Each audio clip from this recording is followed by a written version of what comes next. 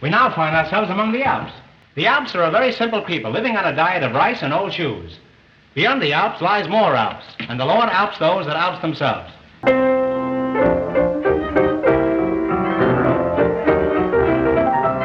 It's the Marx Brothers Council Podcast, episode 91, Whatever Will Be Johnstone.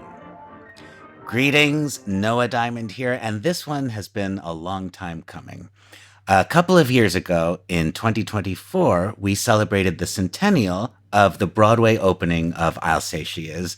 This was an event that was more than simply the Marx Brothers' Broadway debut. It was, as Mr. Adamson wrote, the beginning of the Marx Brothers proper. And that 100-year anniversary of the Marx Brothers as a phenomenon was celebrated at numerous events at MarxFest 2024. And if you missed that, you can find a lot of it on YouTube. Now, it suddenly seems that another I'll Say She Is anniversary is upon us. And although this one is not quite as significant as the Broadway centennial, it still hits me right in the heart. This is somehow the 10th anniversary of the off-Broadway revival of I'll Say She Is, which had its opening night on June 2nd, 2016. I'll Say She Is and its first ever revival are, as you may know, the subject of my book, Gimme a Thrill, which is also 10 years old this spring. And it was also the subject of my life for a good 10 years. During which I really felt as though I had a personal connection to the subject of this episode, Will Be Johnstone. But that connection is nothing compared to that of our very special guest. But before we meet our guest, let's say hello to my co-host, the man who put the M in Marx Brothers, Mr. Matthew Coniam. I'll say I did. Hey, it's midnight here. That's why you look so vigorous right now. Folks, for those of you who can't see Matthew right now, he seems to be running on a treadmill while recording and juggling several beverages. Well, our guest is someone I started getting to know 15 years ago. This is the How Much Time Has Passed episode. 15 years ago, very early on in my I'll Say She Is journey, and I am very lucky to count her as a friend. But being friends with me, although certainly challenging, is the least of her accomplishments. Meg Farrell is an ethnomusicologist, a scholar and professor of musicology, dance, and musical theater, and, incidentally, the great-granddaughter of Will B. Johnstone and the primary custodian of his creative legacy. And also the custodian of his diaries, a singular and invaluable resource. We are very happy, I might even say thrilled, to finally welcome her to this show. Hi, Meg. Hi. Well, you certainly give me a thrill. Well, thank you. So let's get right into this. We have devoted episodes in the past to some of the other important Marx Brothers writers. There are a few others who I think we could say are as important as Will B. Johnstone, but he is right at the very top. He's not always included in the list with Kaufman and Riskind and Kalmar and Ruby and Perelman and Sheikman and Perrin. I think those names plus Johnstone's, I think that is the top echelon of Marx Brothers writers. And with this episode, we will continue to correct the record and include Mr. Johnstone in that roster. Before we get into it, I'm sure our audience of diehard Marx Brothers fans is well aware of who Will B is and how he fits into the Marx Brothers saga.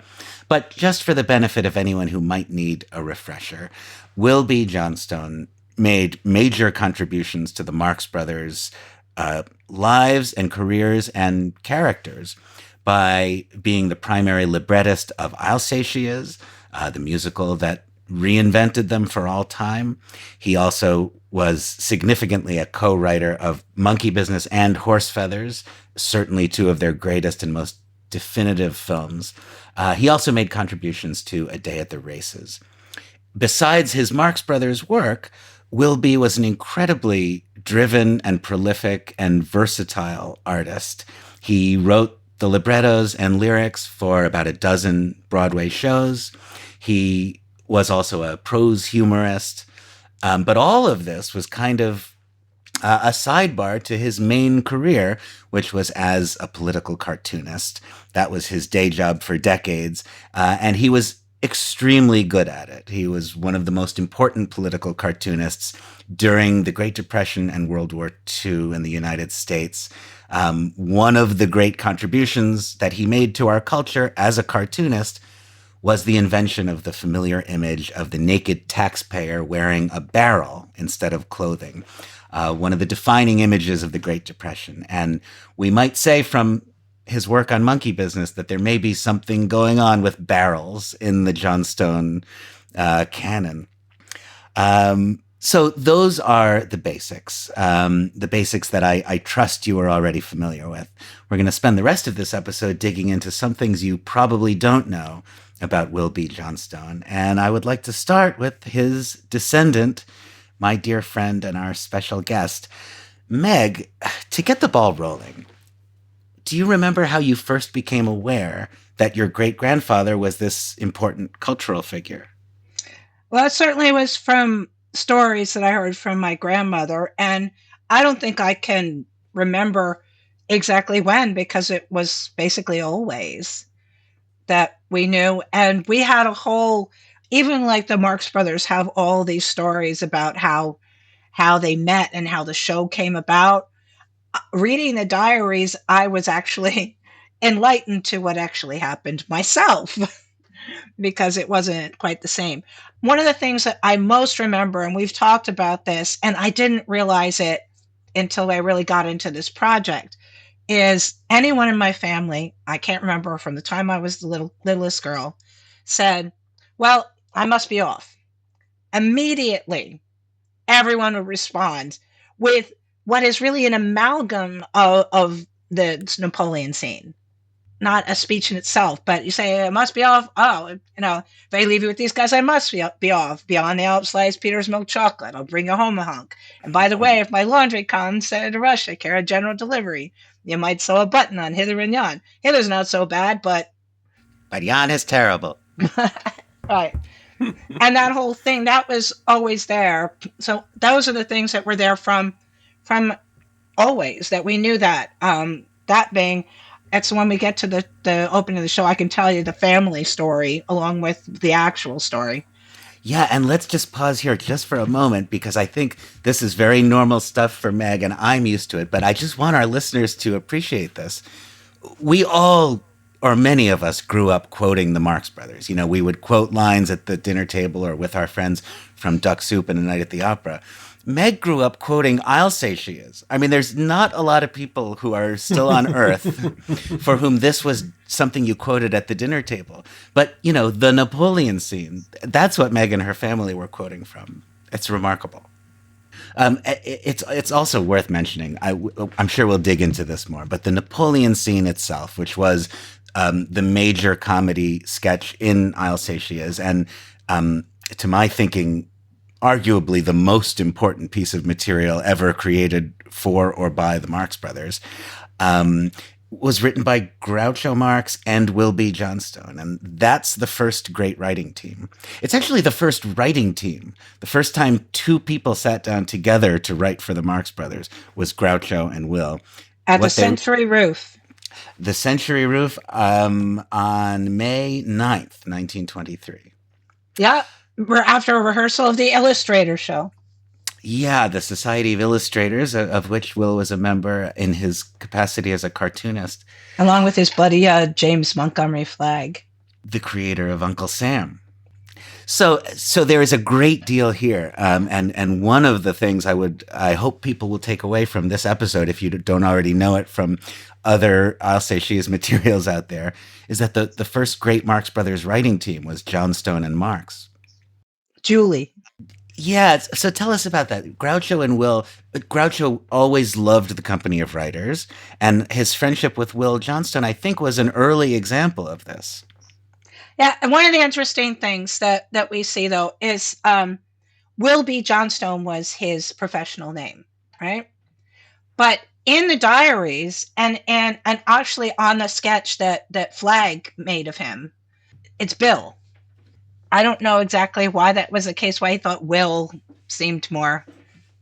He was William Breiniger Johnstone. Breiniger, yeah.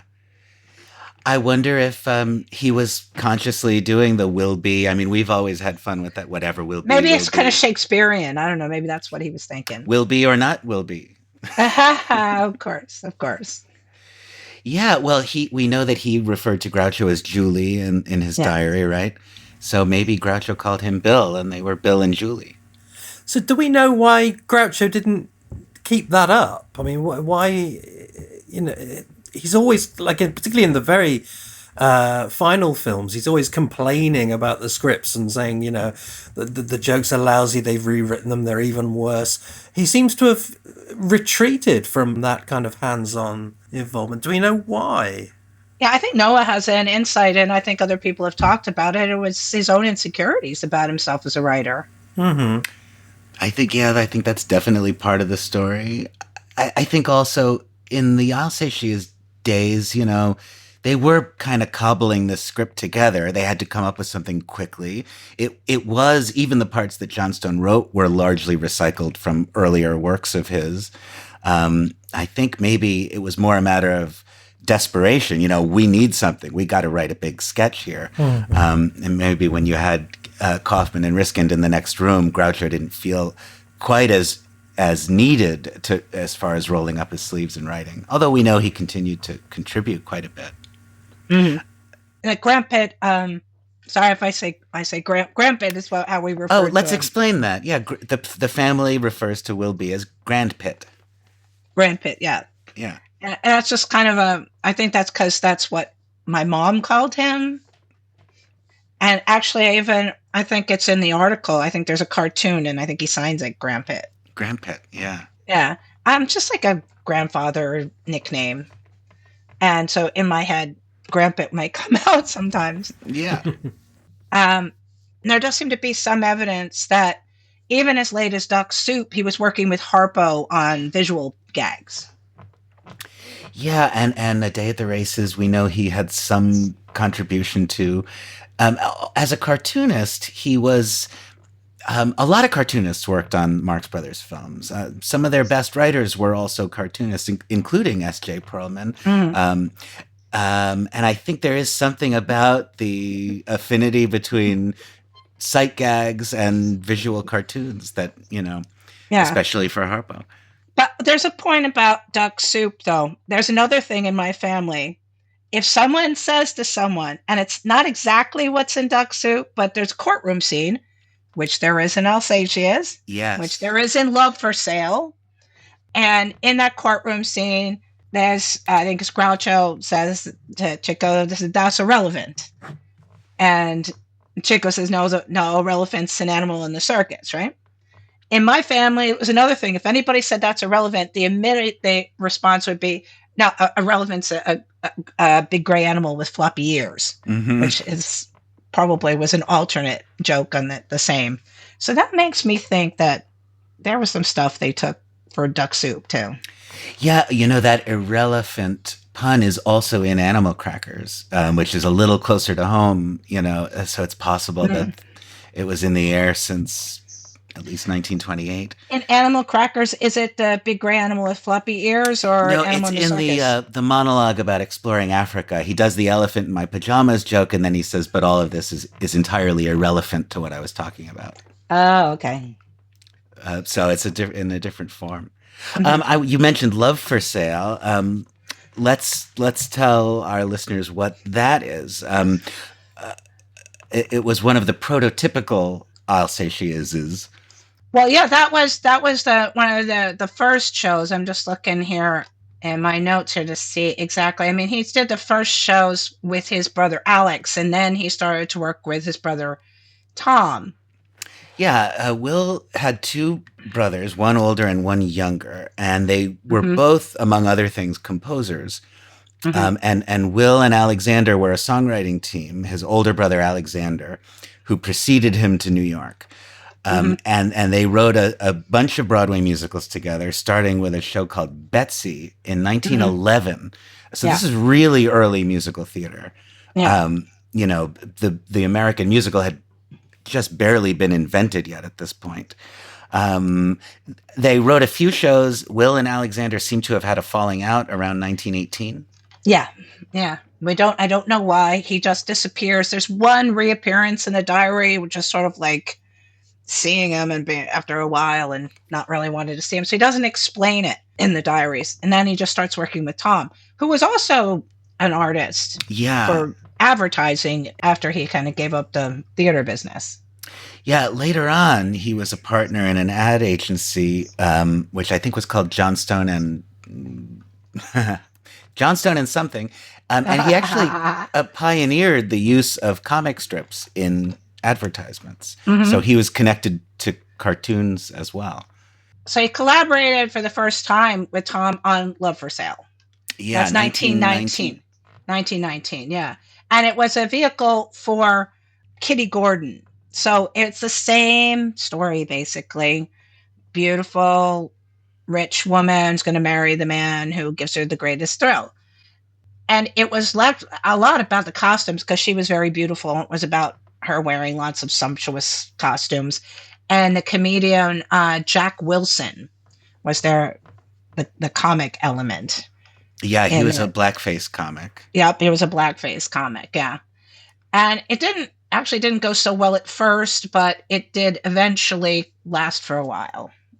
I mean, it was saying that their premiere at Harrisburg, Pennsylvania, Orpheum Theater, 7th of October, 1919, was disastrous. The costumes that were by the Paris design house of André Chéry, they didn't arrive till the last minute, and the scenes, it was just scenery was issues, and the cast wasn't ready.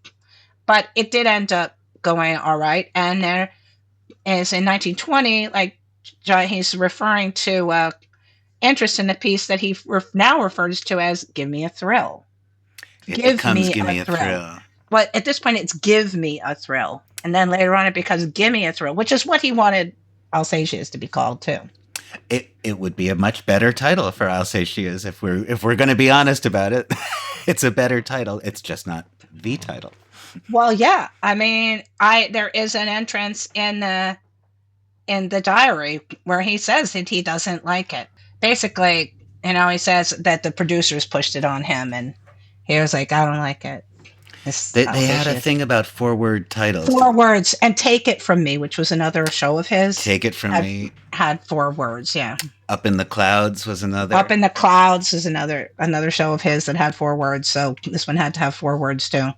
And I think there was a newspaper report that one title that was considered for Alsatias was "You Must Come Over," which is another good 4-word. I know we're jumping around, but like they had at the last minute. There wasn't a line in the show to make that make sense, and they had to add it at the last minute to the opening scene. Yeah, the exchange where someone says, "Isn't she a beauty?" Isn't she a beauty? I'll say she is. How? And there's the whole question of how we say it. Do we say "I'll say she is," or I once heard Al Groucho being interviewed or something, and he said, "I'll say she is." Well, I've always contended that is correct because that's what makes sense. Isn't she a beauty? I'll say she is. Yeah, that's what the phrase is. But a lot of people naturally want to emphasize the word "say" and call it "I'll say she is," and there's nothing we can do to stop them. But as with Chico's name, it's one of those things that it sounds right or wrong to Chico, me. Yeah. Grandpit would stay at Harpo's house during rehearsals for "I'll Say She Is," and or ISSI as we say sometimes. But during rehearsals for the show, he would stay in town because he lived in New Jersey. He lived in East Orange, and when he stayed over, he'd stay at Harpo's because Harpo was a bachelor at the time. And for all accounts from the diaries, Harpo was as hilarious and sweet as you'd think. And Chico, on the other hand, this is so Chico. So one night he had to stay at Chico's for some reason. And he stays over at Chico's, and Chico shows him his loaded dice. That's incredible. And at the time, Johnstone was getting to know these guys. It's interesting to consider where we find the Marx Brothers at this point in their career. They were at a pretty low ebb. They had gotten back from their disastrous first British tour. Things were not going well for them at all. Groucho and Chico both had wives and children to take care of, and the act had no income. They were blacklisted from big time vaudeville because E.F. Albee was upset with them for accepting a British booking without his permission. So they were really desperate to get into a legitimate theatrical vehicle, which is what I'll Say She Is wound up satisfying. They really needed something from Johnstone at the time.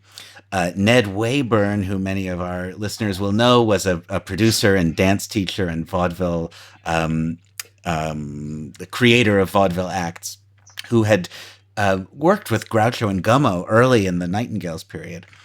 Wayburn got the Marx Brothers together with Johnstone. They met at Wayburn's office in 1923, and that was the beginning of the collaboration. March 15th. March 15th. The Ides of March. The Ides of March, yeah. Up with Tom to Ned Wayburn's office, 45th Street, opposite the Booth Theater. There he greeted us and introduced us to the Marx Brothers 3, when absent. They want a show written for them, and Ned called us in, which would be Gates, his Grandpit's agent, and said, "Fine, something." The great producer. I spilled an idea that they seemed to like, and we talked it over. Ned had to go, but we continued to plan. The boys were very nice. They were going to get booked in vaudeville, where they are a big hit, so we can see them work. Everything seemed to be set for going ahead when we left. And then he talks about like what he actually seen. And this is actually where the family story. So we know that Chico's story is not true. Groucho had another version of it, but I think Chico's the one where he was in front of the Palace Theater and they used to play craps or something. Yeah, it's in Kyle Crichton's book, that Chico version of the story. Yeah. Yeah, he had never met. This is the first time he ever met them. In my family, so the family story I heard was that the Marx Brothers had a show, but it was not going well, and they needed someone to fix it. That's the story I was told growing up. And that they went to see them play in some church basement and agreed to do it, which is not what happened. No. So they went to Sutter Ave in Brooklyn, the Brownsville section of Brooklyn, to the Premier Theater to see the Marx Brothers put on their act. But these are the tidbits I love too. So before that, they went to dinner at a Jewish restaurant. And Julie, Groucho, was acting up all over the place. He's like, something about the music was so loud, and Groucho kept asking, do you have the music here every night? And they'd say, thanks. And then he would do it again. And then he got up and he was whooping and dancing like a Russian dancer all around the restaurant. Yeah. So, yes, I imagine that Premier Theater gig, which was, I think, expressly for the purpose of letting Johnstone see the act, because he was aware of the Marx Brothers, but he had not seen them work at this point. Yeah. And in order to write for them, he had to see what they did. And I guess it was not so easy for them to get a booking. This must have been an off-circuit theater, because they couldn't have gotten a booking in an Albee theater. Now, at that point, the Marx Brothers were way too big to be playing an anonymous theater in Brooklyn. They had been Palace regulars for a long time. But this is what they had to do, apparently, to get on stage, so that Johnstone could see them. Yeah, and it wasn't a church basement. No, it was a real theater. Yeah. But it was also it's a little bit mysterious. Hold on a moment. I've got a note here. Here's my note about May 27th, 1923. All ready to leave for Allentown. The title of the piece has been fixed. I'll Say She Is. I do not like it at all. Yeah, and I'm willing to say so. It seems the most bizarre title to have arbitrarily come up with, rather than to have drawn it from the text, to actually have it inserted in the text. Why anyone thought that would be such a great title that it had to be accommodated. Well, I think it was a current phrase. It was a popular expression, and I think a vaguely sexy one. And I think it was a kind of titillating title, and they felt that it would sell tickets. But he wanted "Give Me a Thrill." Isn't that titillating? Yeah, that also would work. Yeah, That titillates me. I wasn't going to say anything, but I could tell. It describes what the show's about, you know. And there's even a song in the show called "Give Me a Thrill." Maybe the fact that it had already been the title of a failed production, that could add something to do with it. Failed-ish, you know. So here's... Well, that's the thing with "Give Me a Thrill." It didn't go well, but then it became a kind of afterpiece in vaudeville shows. So he kind of... That's the thing about Will B, that I get the sense... I do think he's important in the Marx Brothers, but I think maybe there was insecurity. He kept trying, but really, I'll say Shiz was the pinnacle of his Broadway career, and he didn't do any more shows after that. Right. He did. We can talk. I think we'll talk later about things he pitched, but he was just like a dog with a bone. You know, he was one of these people, kind of on a... Even with the Schuberts that he was working with, he was kind of in the B league. Right. Yes, I think he maybe was an example of somebody who was extremely accomplished at the main thing he did, political cartooning. You know, he was one of the best in the world at his main thing. But along with that, he had this obsessive interest in another field. He had mastered his main thing, but he really wanted to master this other thing, writing for the theater. And his work in that direction was solid. But, he was a genius when he sat down to draw cartoons, and not just cartoons, but cartoons that made very potent commentary on current events. So he was also a great writer as a cartoonist. But, his stage work, it was just what the Marx Brothers needed. He wrote for the paper sometimes, too. Yeah. And I've always wanted to find this, because in a diary he talks about, sometimes he'd get a last minute call to be a reporter for something. And he got this call. I said, can you go out to Long Island and interview Joseph Conrad? And I was like, what? And in his diary, he says he sketched him. But the sketch, I couldn't find the sketch in the newspaper. I don't know what happened to that sketch. But he says in his diary that he sketched Conrad.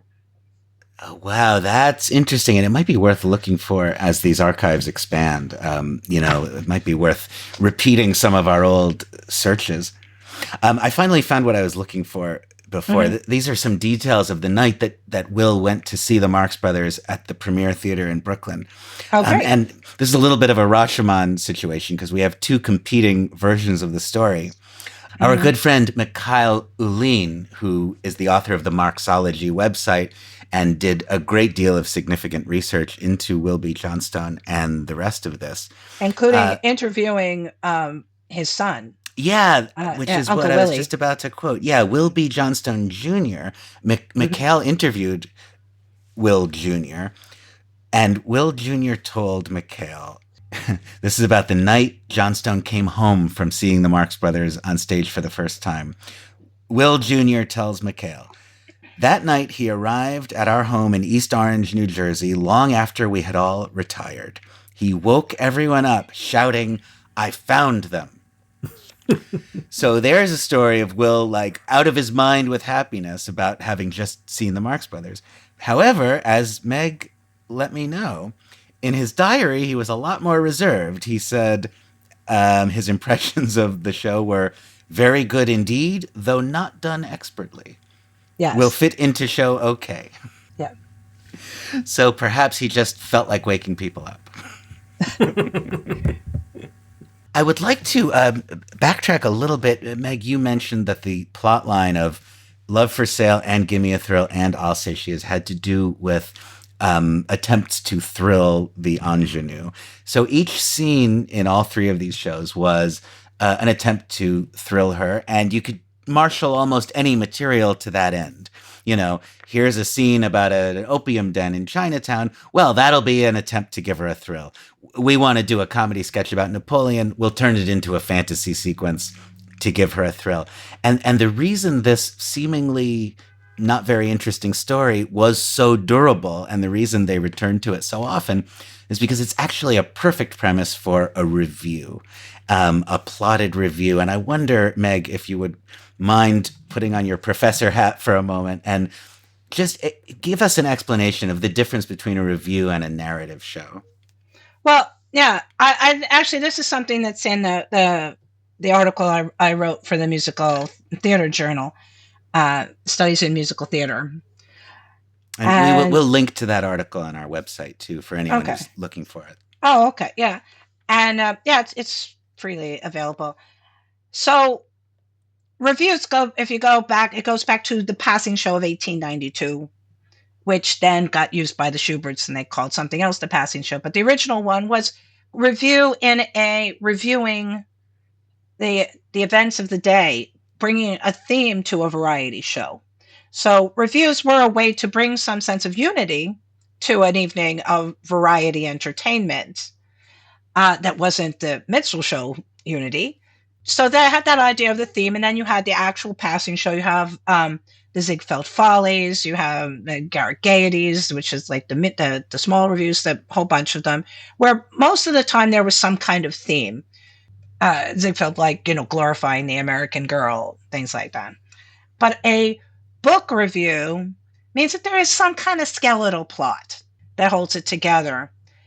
And I think it has a lot of flexibility, like you said, but it still gives somebody a little bit more of a feeling towards they're in a musical. Now, we don't get to the fully developed musical, to what, Gerald Boardman said.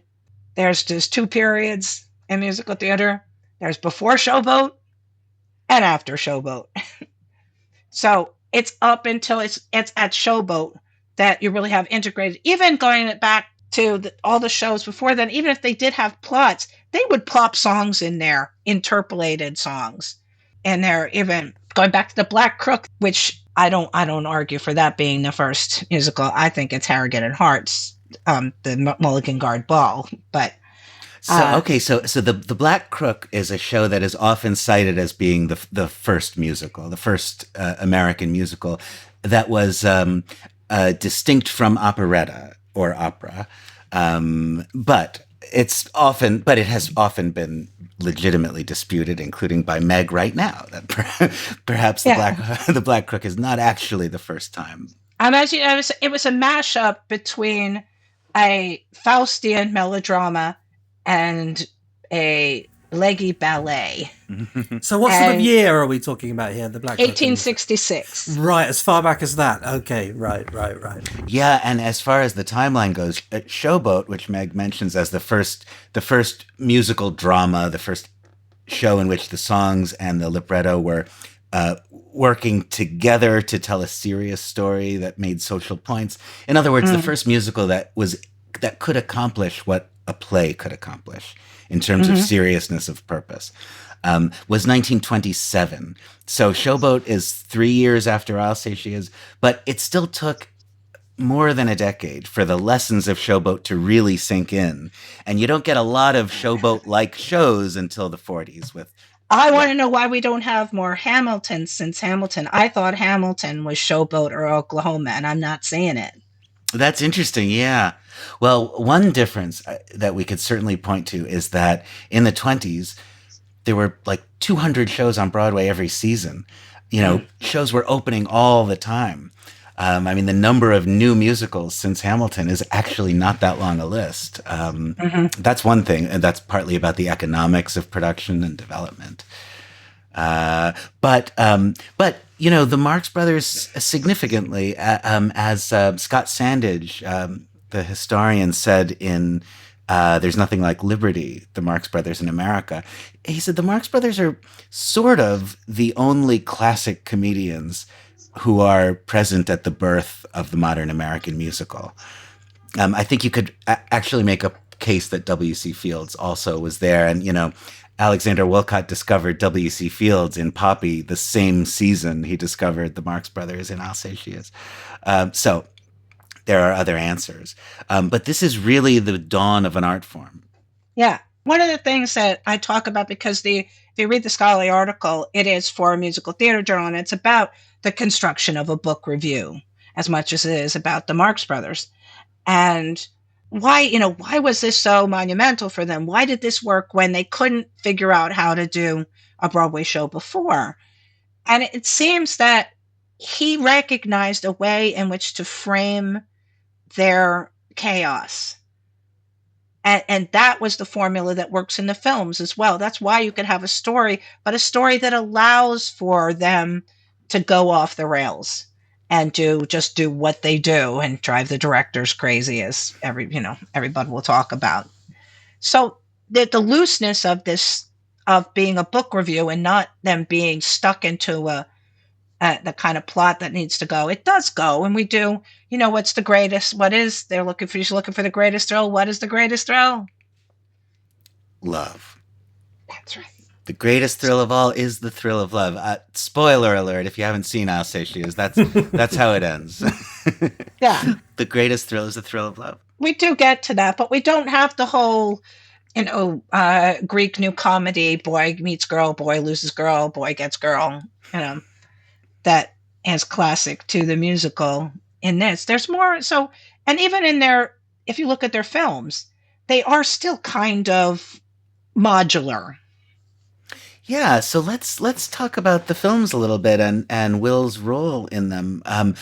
As we all know, the first two films were based on Coconuts and Animal Crackers. There was no creativity necessary in figuring out what those films would be.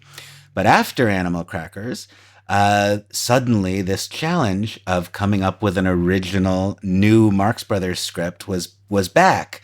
And in order to sort through that challenge, they went back to the man who had originally faced that same challenge, almost a decade previously in I'll Say She Is. Which is interesting in itself, isn't it? That's yes, that they went to him rather than Well, he had been pitching them movie ideas and show ideas. He was pitching them show ideas. They had a tramp show idea he had, and another idea about them being like four Frenchmen, which I guess kind of came out of the Napoleon scene. I think maybe he thought he was going to expand the Napoleon scene. Then he had the Gate Crashers, and that's the one that they almost seem to be ready to do, even in the silent era. And I was just looking back through this, and I was reminded that when they kind of seemed to have gone cold on it, he pitched it to Ed Wynn. Was there did he know Edwin personally? Was there a connection between them? Because he was going through all the studios, and the ones that, were still out here before they'd all moved to California, but he didn't really know him. He came up to him. He was looking for a star. This is really interesting, actually. Sorry to slightly sidetrack things here, but Mm-hmm. you have the film of Coconuts and Animal Crackers. You have Colvin and Riskin, and then when they start to make sort of organic cinema in Hollywood, they go back to Johnstone, and then this gets repeated at MGM. You have Colvin and Riskin back again for opera, and then when we come to races, it must have presumably been the Marxists themselves. I can't imagine anyone at MGM would have thought, how about using Wilby Johnston? So presumably Groucho or somebody went back to him again then. What year is Day at the Races? When did that? 37. 37, because he died in 44. Not much long after that. And I don't actually know the details of his work on Day at the Races. I just know he's included in the list of the uncredited gag writers who contributed to it. I really don't know how present he was during that process. I don't know if he collaborated with the other screenwriters or just provided gags directly to the Marx Brothers. That's an interesting question. I do know that he and Groucho were legitimately friends. And, in the scrapbook, we've seen that picture of them together standing outside the car. And there's a beautiful drawing. It's in my book, Gimme a Thrill. Frank Ferrante very kindly allowed me to run this picture that is in Frank's possession. A beautiful sketch that Will made of Miriam as a little girl sitting in the backseat of a car. And you can just imagine, Will and Groucho were probably in the front and Miriam was in the back, and Will probably turned around and drew this sketch. We know he was like that, a compulsive sketcher of everything he saw. Yeah, it's a great picture. And I think part of that Julie, I think that's an affectionate thing that although sometimes he refers to him as Groucho, but Julie seems more personal, that an indication that he didn't just know the persona, he knew the person. Margaret Dumont is the only other person I know who called him Julie. Who called him Julie? That's a great point. Yeah. Called him Julie. Julie. Oh, I did find that reference to Ed Wynn. So he said September 21st, 1926, he went to Famous Studio in Astoria. He was meeting with various people, Bill LeBaron. He saw W.C. Fields' new film run off, so I guess he got to see an early... Bill LeBaron was Fields' great champion at Paramount. He was the... Okay. Oh, okay. Yeah. See, now you taught me that why Bill LeBaron's important, yeah. Yeah, and he also met Garrity. I'm not sure who Garrity was, but he's somebody at Famous Studio. Had lunched with Garrity, and then told them about this Pop Goes the Weasel idea he had. And Four words, Pop Goes the Weasel. Yeah.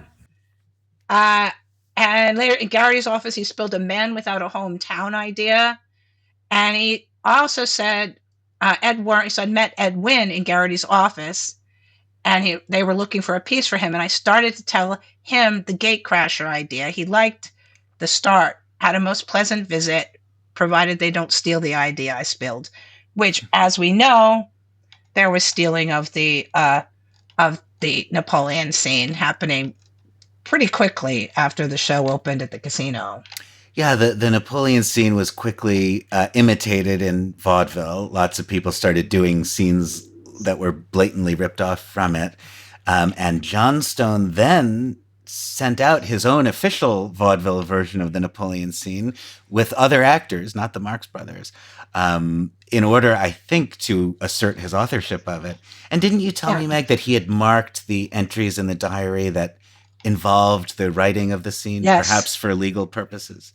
Yeah, there were stars next to it. Well, I think a part of the things that he marked had to do with his letter to Walcott in the newspaper. Yes, Walcott had perhaps accidentally declined to credit Johnstone with the authorship of the Napoleon scene.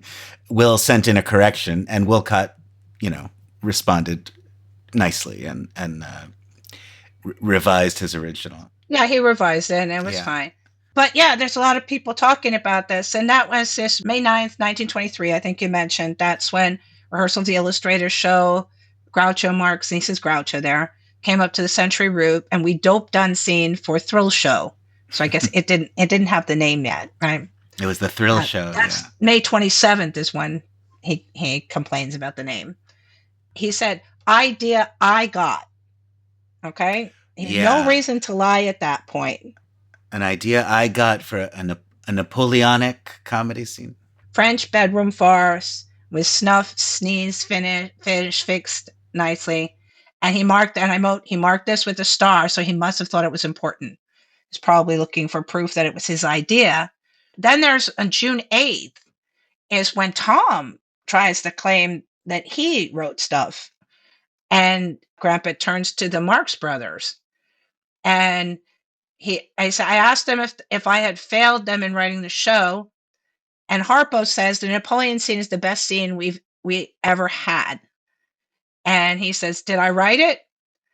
And Harpo says, yes. And the Cinderella scene is a clever scene. We have no complaint, Bill. Bill, you're a very clever man. And that's the reason that we have it in the Library of Congress. It's because he went to the stage manager, and the stage manager said, you should register this script. Yeah, so in a way, that begins the series of events that leads to the revival. I mean, you could, for fans of quantum theory, can chew on that for a little while. Mm-hmm. But so this very clever man, as Harpo describes him, in 1931 finds himself on a train going to Hollywood to work on Monkey Business in the company of S.J. Perelman, who I guess we have to say is his next important collaborator. I mean, Groucho was Johnstone's primary writing partner on I'll Say She Is, but that changes. Now, we will say for our listeners that when that name comes up, S.J. Perelman, Meg has an unmissable facial response, and we will have to prevail upon her to explain this. Tell us about the Johnstone and Perelman thing. Well, it's kind of like like the Abbott and Costello, the Susquehanna Hat Company. Yes. In my family. That sounds good. So you say S.J. Perelman, and my grandmother would not hear that name. Because I guess she'd heard her father probably with lots of expletives talking about Perelman. So did they not get along? Is that what we know? No. Perelman writes very sweetly about Will in his essay about his experiences on Monkey Business. Oh, I haven't read that. I'll have to look. One of the things he says is how impressed he was with what a prolific artist Will was, and that, on a train ride from New York to Los Angeles, Johnstone found the time to do like multiple beautiful watercolors. I mean, how you could do a painting on a train is already beyond me, but he was just constantly producing work, and Perelman was quite dazzled by that. Yeah, he was doing that. He was drawing and drinking and playing cards. I wondered if maybe there was some bitterness about the fact that Perelman is so celebrated, and a lot of people, when they think about Monkey Business and Horse Feathers, say, "Oh yeah, S.J. Perelman wrote those," and the other writers who worked on those films, including Will, tend not to get as much credit because they're not as famous. Their names aren't as famous. Was that a dimension? That could be something about this, and I'm going to go off in another direction to see if you come with me or not. Please. So DJ Kool Herc is very bitter, and it's because of Grandmaster Flash. Okay. So DJ Kool Herc could be credited with inventing the DJ techniques. August 11th, 1973, and he had that party, and he created his carousel idea, which then Grandmaster Flash built upon. But Grandmaster Flash, we know who he is, right? Yeah. But then nobody forgot about. So you didn't know who DJ Kool Herc is, right? No. He's very bitter. So maybe I could see there could be something like that. That Perelman's more famous, and a lot of people outside of the Marx Brothers know who S.J. Perelman was. But maybe outside of the Marx Brothers, how many people within a movie theater, people in cartoon, political cartoons know who he is? But I think one of the reasons Will B. Johnstone isn't more famous now is because his greatest work was topical. I mean, to understand his political cartoons, very often you really have to know what was going on in the news at the time. And, it's the same thing with, Jon Stewart is a brilliant comedian, but his work will be hard to understand in 100 years because it's all ripped from the headlines. And I think Will's political cartooning, which was his most brilliant work, has that problem a little bit. And there's an interesting comparison with Perelman because Perelman and Johnstone were both prose humorists and who dabbled in screenwriting and playwriting, and they were also both cartoonists. Perelman was a great genius of prose humor and an okay cartoonist, and Johnstone was a great genius of cartooning and struggled a little more to become a great writer. I think the Napoleon scene is probably a better piece of writing than any Perelman cartoon. So there's an edge there. But, they do have the kind of alternating strengths that might have made them a good team. Well, we don't know with Monkey Business. We do know there are from reports that they were the team to start off with, and they produced a script. And what happened with that script, Noah?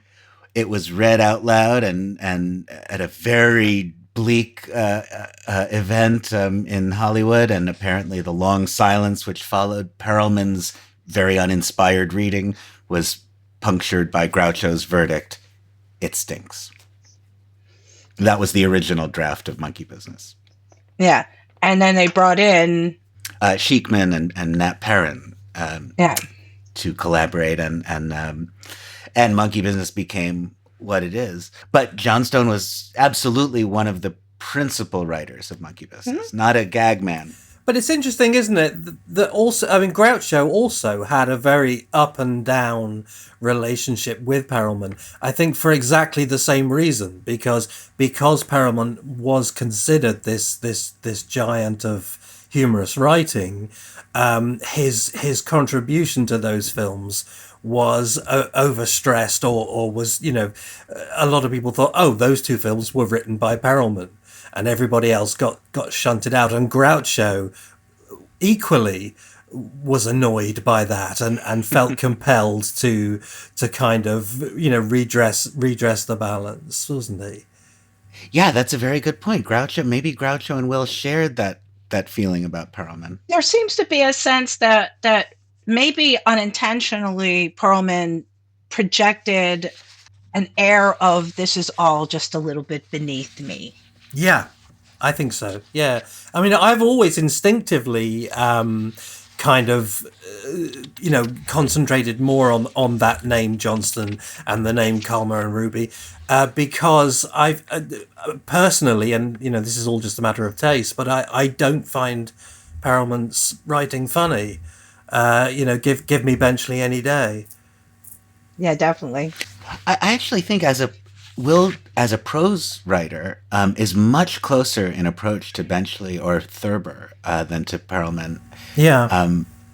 It's another thing about his prose that I think has maybe kept him out of the history books a little bit, is that he was very much a newspaper man. I mean, I think he loved newspapers and spent most of his professional life in the newspaper business. 1906 to 1944. Yeah. Basically half the 20th century. But it was a more ephemeral kind of writing.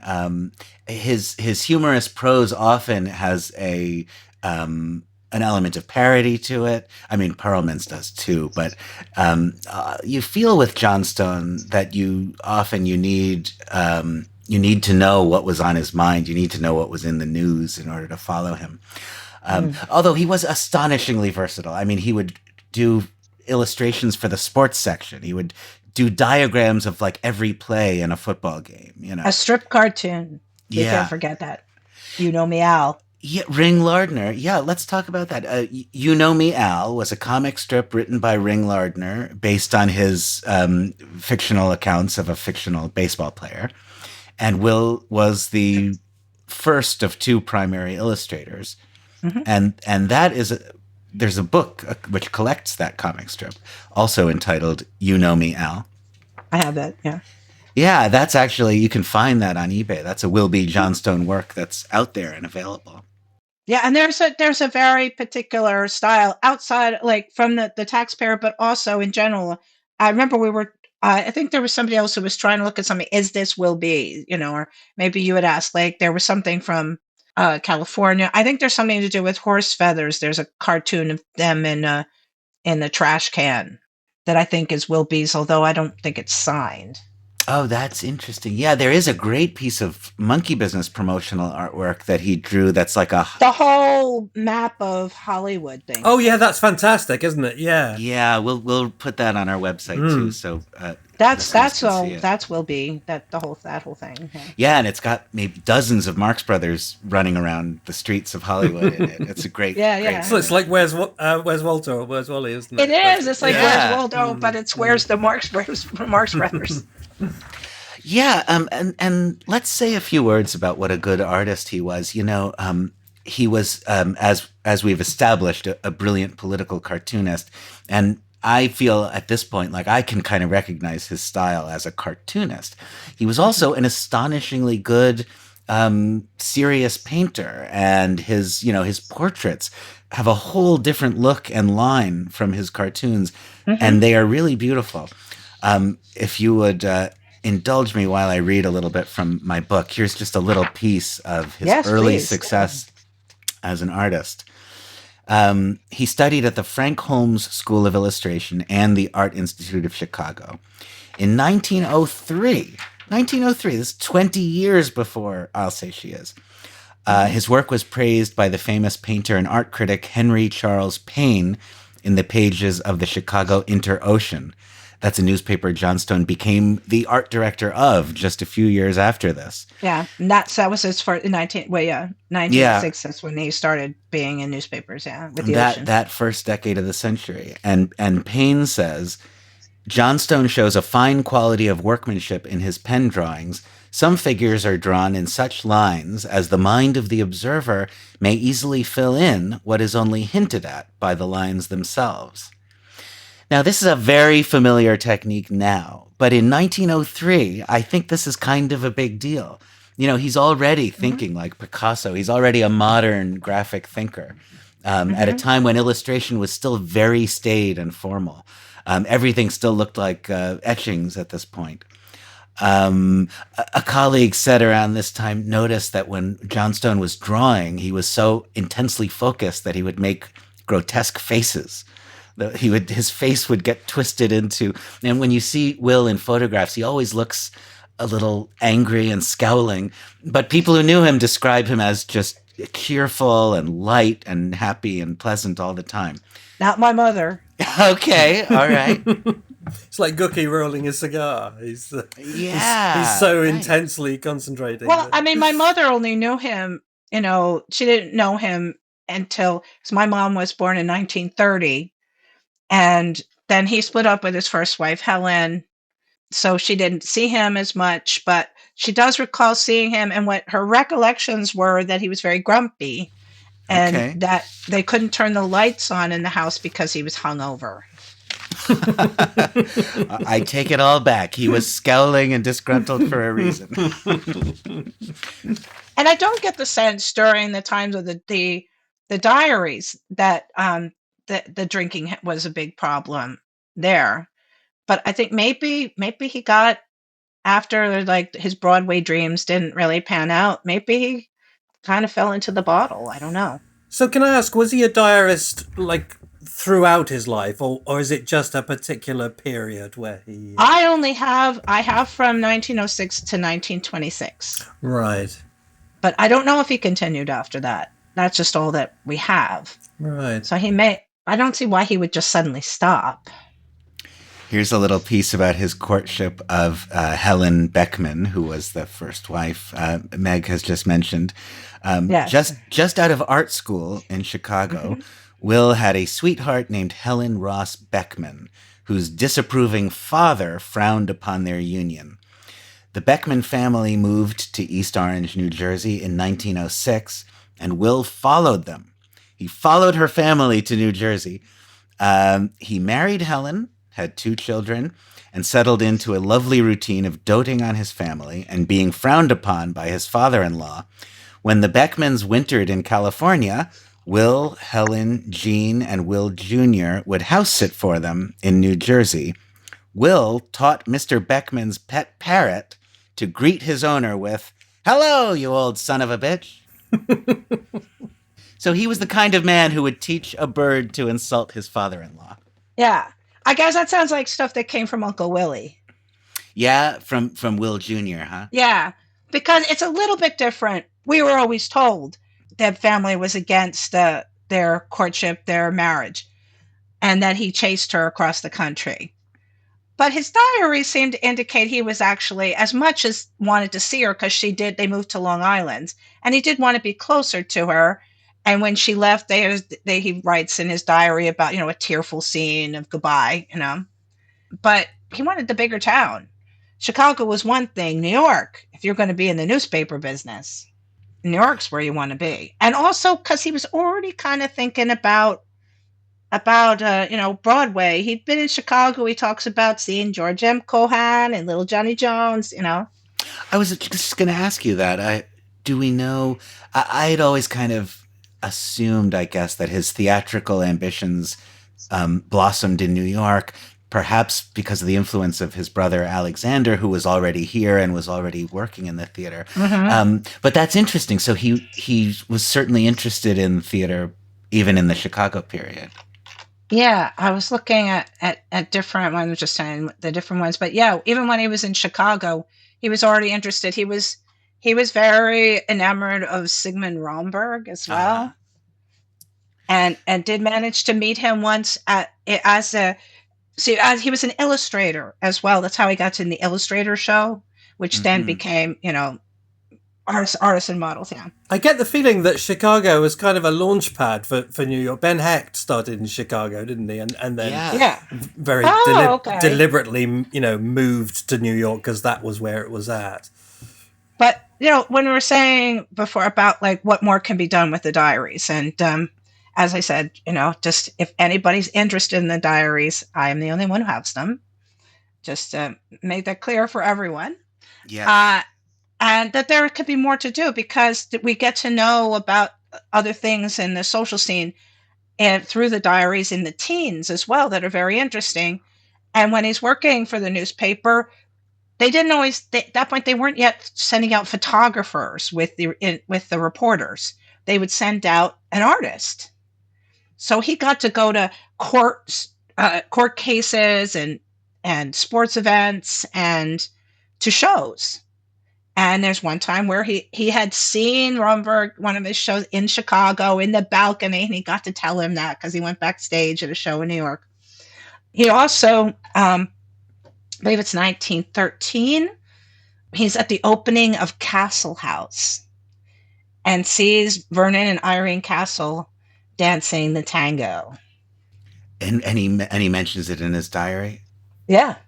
Wow. Yeah, very often when I was working on I'll Say She Is and on Give Me a Thrill, I would get stuck on something and I would get in touch with Meg and ask, often these were just shots in the dark.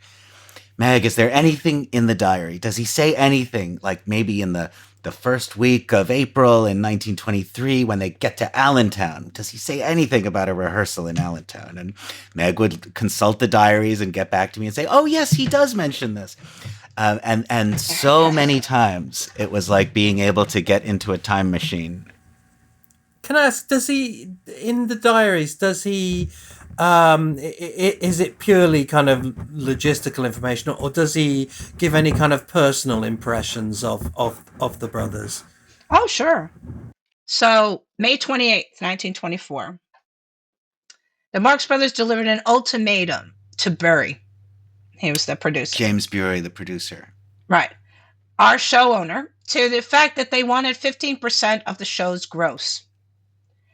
I couldn't believe that these boys would do such a thing. I was blue olive. Mm-hmm. May 29th, called up Julie Marx this AM and asked him about the ultimatum. Julie couldn't talk over the phone. Wanted me to see them at the show and he'd give his side. I said it was a terrible thing to do, unwarranted, and sure to make Barry fighting mad, and he'd close the show. I talked like a father, more in pity than anger. So they got a box, they went to the show, sat in the stage box. He got madder by the minute looking at the Marx Brothers, and he went backstage and went into their dressing room. Julie's face was a picture, like a dog caught doing something on the floor. Oh, that's fantastic. And that's Chico, isn't it? Chico made that decision, I'm sure. Yeah. How did you know? Harpo just went along with it. It was Chico's idea, and Groucho was uneasy about it. Right. And Zeppo wasn't there. Shit, my face must have gone sour. Chick, with forced gaiety, laughed. Where's your old smile? Chick was like, where's your old smile? And Harpo says, now listen, Bill. So there's Harpo's trying to be the peacemaker, right? Yeah. Chick turned into a gutter snipe, into that he is, and snarling, we've got nothing out of this show. You've got everything. I frothed viciously at the mouth, and he said, I've got more to lose than any of you have. I hope to God Barry closes the show before he gives it to you. Gomo was there. And he looked at a scared white expression on his face. And then Julie got defensively hot. I think you're impertinent. This hurt me a lot to think Julie, my pal, close friend, and companion of many a good time, should turn so bitter. Mm-hmm. Well, I said, it hurts me more than it does you. I walked out of the dressing room, leaving the closed doorknob. I told Batchelder. Oh, yeah, he was the company manager, A.W. Batchelder, yeah. Yeah, Batchelder, what happened. And I couldn't help telling them, I've lost all respect for you. I was very unhappy. Wow. That's fascinating. That's so interesting. That's absolutely the family dynamic in action, isn't it? So yeah, I think you see very much you were asking. I mean, that's like a capsule of his, his impressions of them. They acted exactly the way you'd expect. There's nothing from this Gummo he mentions, but yeah, well, Gummo would have been sort of involved still. he doesn't mention Zeppo though. Oh yeah, is I mean, it's probably like nobody asked Zeppo. Nobody asked Zeppo anything. But there is not only clearly personal details, but that's a Marx Brothers scene. Almost nobody on earth knows about that scene in the dressing room, and there are details. I mean, there are things that I was able to use in my book that are little details that just you aren't anywhere else. Yeah. Will says at one point in his account of the opening night of Alsatia's on Broadway, this is not a surprising observation. It's just lovely to know it. He says, their mother, he refers to Minnie, their mother had tears in her eyes. It's lovely to be able to include that in a description of their the night. mother had tears of joy in her eyes. She hobbled to the show with a bad ankle. Okay, she was not carried in. Uh-huh, yeah, right. Yes. The story goes she was... And these are things that were written on the day. He would have no reason to spin it. Right. And this is the biopic, isn't it? If there ever was going to be a biopic, it needs this resource, doesn't it? Yeah. And who has this resource? Who has it? Who owns it? You have it. I think it's Grandpit's great-granddaughter. That's right. Yeah. Now they did make up. So that was May 29th with that. August 20th, before the show at the casino, Julius, he's back to calling him Julius, came by and left, and we made up our scrap. Julie acted as if he had missed me. And he said, you were cockeyed that night. You came backstage and bawled us out, weren't you? You were always impulsive. Then he saw Zeppo and Harpo and Chico. And he said something about Harpo acted as if he had a swell head. Quite natural after all the great notices he received, especially Wolcott. And then he told them he had an idea. That was the French soldier idea. He was always hustling. He seemed to be always hustling until I think he got tired of that when, I mean, he did the movies. Yeah. So then he was in California, for a few years. I think this is the only as it happens account we've got, hasn't we? We've obviously got the various autobiographies and the retrospective accounts of how things happened, but I can't immediately think of any other source that actually gives it to you as it happens. Maybe in some letters we get a little bit of that. Yes, Groucho letters, yes. But mostly those are from a later era. And even that is tidied up, isn't it? That's with one eye to posterity. Whereas this is just reportage, isn't it? This is just somebody's diary. I don't think he ever expected anybody to read it. I think Will is a more reliable narrator than Groucho. Yeah. Yeah, and it's not, embellishing and spinning. I mean, the whole story is with that. And they never mentioned that they, really, that they did this to him. That, financially, like you said, he had a day job. So I don't think he was afraid that he was going to be bankrupted. I just think he felt like he'd given them this opportunity when they were desperate. He must have had an almost superhuman ability to generate material. Because, he did have a day job, and not just any day job, a day job that required a daily output of material. And at the same time, he was going on the road with shows and doing rewrites in hotel rooms at midnight and all the stuff you have to do when you're out of town with a show. It's pretty remarkable. There's quotes from his editor at, I think, the New York Morning World, the Evening World. who said, every day, it seemed like every time I went into Will's office, he was playing chess, or he was obsessed with the game of chess. He played chess constantly. He was always doing something other than working. But at 4:00 every day, he would walk in and put on my desk a stack of brilliant cartoons. Mm-hmm. He was even, when he went to California, they were bugging him, and he was sending stuff back from California to New York, even when he was working on the films in Hollywood. One of the great things about this digital age we are living in and the access to online newspaper archives is a lot of his stuff is available. Not as of yet in the beautiful coffee table book that Meg and I have dreamed of, that will one day collect his visual and prose art in one place. But find his stuff. Yeah. You can find that. You can go into library archives here in New York and look at the New York Evening World.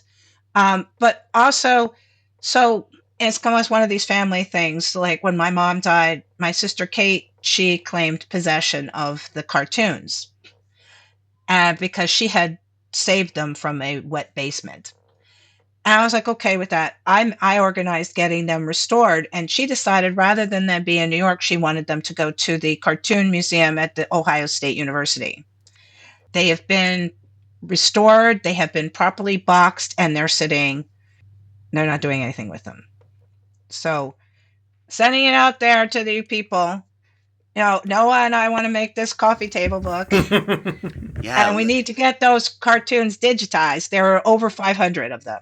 Wow. Yeah, and not only would a Johnstone collection be a richly deserved opportunity for his work to have an audience, it's also like a time capsule of what was going on in America in the first half of the 20th century. That, like I said earlier, you would need footnotes to understand some of his topical work. Well, let's do it, How fascinating to have plate after plate of brilliant political cartoons, and then a little sidebar that explains why this was on his mind at the time. Yeah, I think historians of social history, that this is just the kind of thing that can give you an insight, because he would in the morning, they'd give him these are the stories for today, do something. And he'd have to come up with something. So for Will B. Johnstone fans out there who have listened to this episode, maybe they've read my book or Meg's paper, maybe they even saw I'll Say She Is 10 years ago. Is that possible? 10 years ago? But they didn't see it 100 years ago, so if they saw it, it must have been 10 years ago. There's actually a great deal out there. You can search newspaper archives and find his cartoons. You can also find the collection of the You Know Me, Al comic strip, for which his artwork is delightful. Also, his work lives on in Monkey Business and Horse Feathers. There is no Marx Brothers fan who doesn't put those two fairly high up on the list, and he had a hand. We got to talk about Horse Feathers. Let's do it. And it's just before, though, it's just interesting something you said earlier on, because obviously somebody like me whose main focus is on those films, when you have multi-author screenplays, collaborative screenplays, there's always this interesting question of who wrote what. And you just said a moment ago something that was new to me, which was that he was obsessed with chess. And when I hear that, I think Monkey Business. Yeah, it's a great point. I had never made that connection, but you're so right. It's certainly entirely possible that the chess game in Monkey Business was Will's idea and was an outgrowth of his interest in chess. We can assume also Will and Perelman had to travel across the country together. They had to kill a lot of time on a train. I wouldn't be surprised if they played chess and maybe then together put it into the screenplay. That's possible. Yeah, makes perfect sense. Now, Horse Feather is interesting because, as I found out from reading, I don't remember exactly. Was it Schickman? I'm trying to remember which one that noted that there was a newspaper article indicating that he almost didn't get screen credit. For Horse Feathers. Yeah. Horse Feathers has in the scene in Thelma Todd's apartment. That scene is a descendant of the Napoleon scene. It has a lot in common with the Napoleon scene, although it is actually a less developed version of that idea. But it even has a few of the same gags, including Lord Alps those who Alps themselves. That's a classroom scene. When he goes into the classroom and Right, is right. being, the professor, and that's where he said, beyond the Alps lies more Alps, and the Lord Alps them that Alps themselves, which Yeah. is from the Napoleon scene. But the structure of the whole sequence, where everyone says "I love you," starts with Zeppo first singing it to her, Mm-hmm. and then Harpo, and then I think it's Groucho in the boat where he did not throw that Gibson 28 into the water. When it ends with Right. Chico, yeah.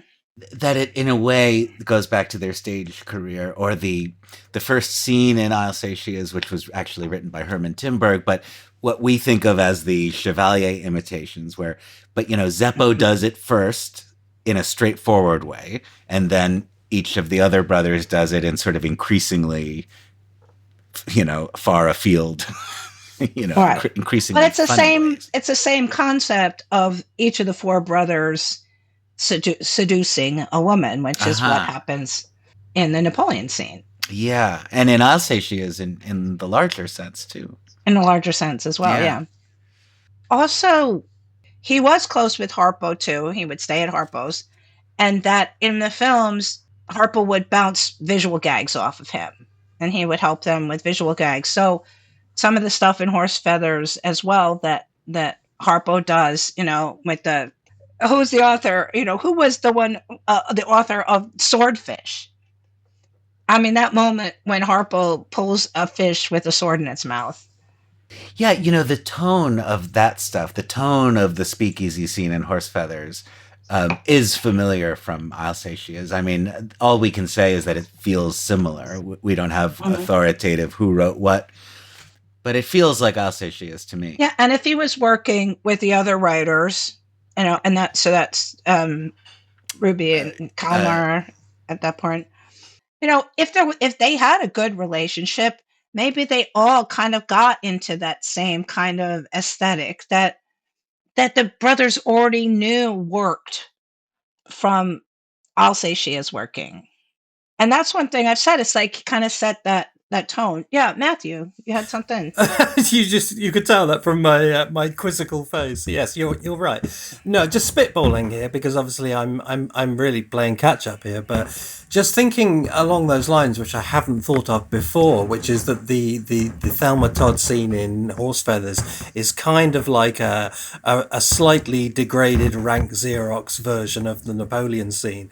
If Mhm. we're also now pondering what if anything substantial he contributed to A Day at the Races, I'm thinking that Esther Muir scene is almost like a kind of degraded rank Xerox version of the Thelma Todd scene, isn't it? yeah, absolutely right. And an awful lot of Day at the Races is carbon copy of Night at the Opera, but that scene isn't. So I'm now thinking, I wonder if Johnston's fingerprints are on that. Yeah, that's a decent theory, no doubt about it. It's also, eh, uh, I think possibly every Marx Brothers movie. Maybe there's an exception like Room Service, but almost all of them have a Napoleon scene. And I think, sometimes it's about like the Thelma Todd scene competing for a woman's attention, but sometimes, or collaborating on getting a woman's attention, but sometimes it's just more the farcical aspect. I mean, the adjoining rooms in the Coconuts and in A Night at the Opera, those are descendants of the Napoleon scene. In fact, in Coconuts, in that scene, there's that exchange we always love with Chico where he says, "Did he go? Who? Anybody." That's right out of the Napoleon scene. I mean, there are jokes in the Coconuts. Kaufman and Riskin weren't above rating the Napoleon scene for gags. The DuBarry scene in Animal Crackers is, very consciously a rewrite of the Napoleon scene. So it could be argued then that they finally found an aesthetic that was going to work in a long form with I'll Say She Is. Yeah. And they continued to work in that way. And maybe it is probably Groucho being the one who would have been giving it the most amount of pushback to the writers. Yeah. Yeah. Another thing people don't really know about the Napoleon scene, partly because we didn't do it this way in the revival. We had our reasons. But in the original show, the Napoleon scene was 45 minutes long. It included the harp and piano solos. Those both, they were in the Napoleon scene. That's when they took place in I'll Say She Is. And it had multiple songs in it. The Napoleon scene had this little variety show moment where, in an attempt to thrill Josephine, a few songs are sung. That's also why Harpo plays the harp and Chico plays the piano. We decided in the revival it made more sense to distribute that stuff throughout the evening, and that was correct for the revival. But the point is, originally, the Napoleon scene, you can think of it as the first Marx Brothers movie. It was a self-contained, standalone piece that cast the brothers in roles other than Groucho, Harpo, Chico, and Zeppo, but of course that's who they were. And it encompassed all of their musical specialties. You know, it really was a Marx Brothers scenario unto itself. Wait, when we think about the Napoleon scene as well, just jumping back into the show, is the way that actually evolved over the rehearsals and the tour, especially costume-wise, and especially mustache-wise. Yeah, okay, tell us what you mean by that. When they were first doing the show, Grandpit refers to it as a turkey show, and that they had all this leftover scenery from some of his shows, other people's shows. But by the time they got to Broadway, they got new costumes because they'd earned them. So you see the pictures are very different of the Napoleon scene. There's Napoleon scene early on, and then there are pictures, the publicity photos they made, I think just after the opening, they did the pictures. The story is that it was during the tour that Groucho was running late in Philadelphia, isn't that the story? And that he didn't have time to paste on a mustache, so he painted it on, and that became... Yeah, that story has been placed at various times. Maybe apocryphal, times. You know, yeah. Yeah, it's hard to say. There are pictures of him with the painted mustache that precede I'll Say She Is. The earliest ones seem to be from about 1921. But that's some version of that probably is the mustache origin story. And you know, it is true that a lot of what we think of as the standard Marx Brothers was not quite in place yet at the time of I'll Say She Is. A lot of this was very new. One of the reasons I think Will didn't call him Groucho is because he wasn't quite, you know, he wasn't professionally known as Groucho yet when they started to work together. Although the nicknames were in effect in private, I think it might have seemed like that's what the brothers call each other. What are these strange names, you know? Yeah. Well, it has been such a pleasure, Meg, to have you on this show. I'm so glad we have finally done the Will B. Johnstone super episode that we've been talking about for so long.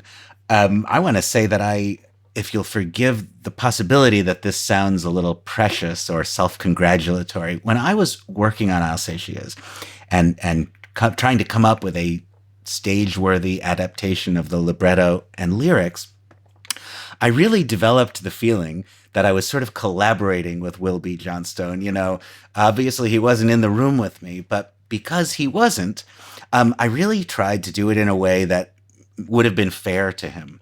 And anytime I had to write anything myself to fill in a gap or to cover various needs that the revival had, I always wanted to try to make sure that my own voice never found its way in, and that anything I added to the libretto, I was a little looser about the lyrics. But with the libretto, I really wanted it to be that anything I added sounded like something Will B. Johnstone would have written, or like something the Marx Brothers would have improvised. So in an effort to figure out what Will B. Johnstone would have written when I didn't actually have his words to rely on, I tried to immerse myself in his style, and I read everything I could find with his name on it at that time, which was a lot of newspaper clippings. And so the revival script of Alsatias, it is, of course, full of material that he wrote for Alsatias, but even the quote-unquote new material is full of specific phrases or lines or jokes or ideas that I plucked from other things that he wrote in the course of his newspaper career. Even a couple of things from his cartoons I was able to place in the script of Alsatias. Now, obviously, in abstentio, Will B. Johnstone could not appreciate that I was doing this, but it really made me feel like I had this Abies Irish Rose relationship, this Jewish-Irish marriage between Will B. Johnstone and me, and that somehow his work on Alsatias was continuing and was a part of the next incarnation of a show that I always think of as his, and therefore, through the laws of inheritance, as yours, Meg. And I just can't thank you enough for being a friend to this ridiculous dream of trying to get Alsatias back on its feet, and all that has happened since then as we continue to spread these various gospels. Thank you so much for this opportunity to share. It was really fun for me. And I'm glad that I focused on the diaries because I do want people to know about them and I do want to share them. And researchers, let it be known if you are willing to work with the people who hold the materials that answer our questions about the Marx Brothers. Usually those people are willing to work with you. Meg is a very good example of someone with the keys to the kingdom who really wants this stuff to be out there. It just has to be done correctly and respectfully. And now, as you know, listeners, we end every episode of the Marx Brothers Council podcast with a song. And in this case, since our episode is devoted to a Marx Brothers collaborator who is not only an important comedy writer, but a songwriter, we have something really special and almost never before heard. So set this up, Meg. Tell us what we're about to hear. We are going to hear Only You. Only You, which is a song from Alsatias. It's a song from Alsatias, lyrics by Will B. Johnstone, music by his brother Tom. And the singer on this recording is Will B. Johnstone's great-grandson, my brother, tenor Neil Farrell. So this is all in the family, folks. Here is Only You by Will and Tom Johnstone, performed by Neil Farrell.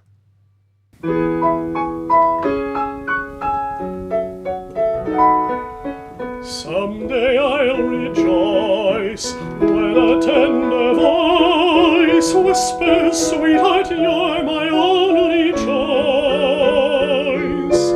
One who understands all my heart demands will stray my way someday and say,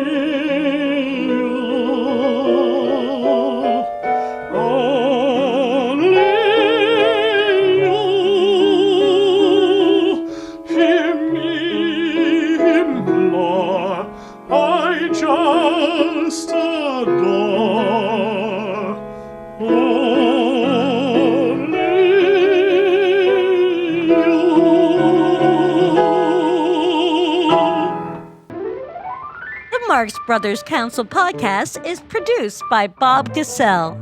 Matthew Conium's books, including the annotated Marx Brothers, the annotated Abbott and Costello, and That's Me, Groucho, are published by McFarland. Noah Diamond's book, Give Me a Thrill, The Story of Alsatias, is published by Bear Manor Media. To leave a comment and for more info about this and all episodes, visit us at marxbrotherscouncilpodcast.com. For the latest Marx Brothers and podcast news, look for us on Blue Sky and Twitter. And join the fun with the largest and most vibrant Marx community online, a club that will have someone like you as a member. The Marx Brothers Council Facebook group. That's it for now. Swordfish! Oh, I got tired of that. I changed it.